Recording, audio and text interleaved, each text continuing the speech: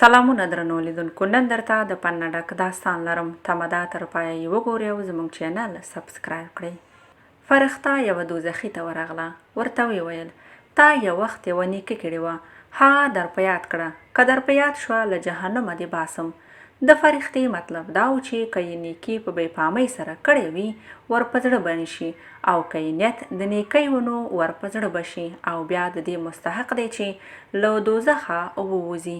دوزخي له ډېر فکر وروسته وویل چې یو وخت یې پر سړک یوه جولاګۍ لیدلې وه، او د دې لپاره چې تر پښو لاندې یې نشي ګام یې ترې اړولی و. د فرښتې په شونډو مسکا خپره شوه او بیا ناڅاپه د جولاګۍ یو تار لاندې راځوړند شو. فرښتې دوزخي ته وویل تار ونیسه، ورباندې وخیژه، جنت ته به ورسې. څو نورو دوزخیانو چې دا خبرې واورېدې د تار خواته یې لاسونه اوږد کړل چې ګوندې دوی هم له دوزخه ځانونه وباسي. خو هغه بل چې فرښتې یې د ژغورلو نیت کړی و د دوی لاسونه پورې وهل. ورته ویې ویل تار خو تاسې ته نه دی راغلی، ما ته راغلی.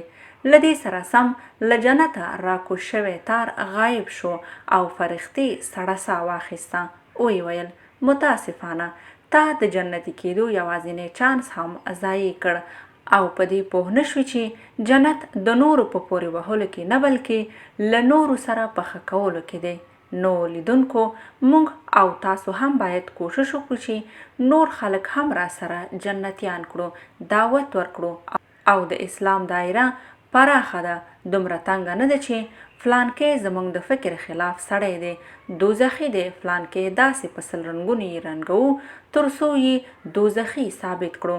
الله جل جلاله دې دا د نفاق او اختلاف مرض زموږ له قومه ورک کړي.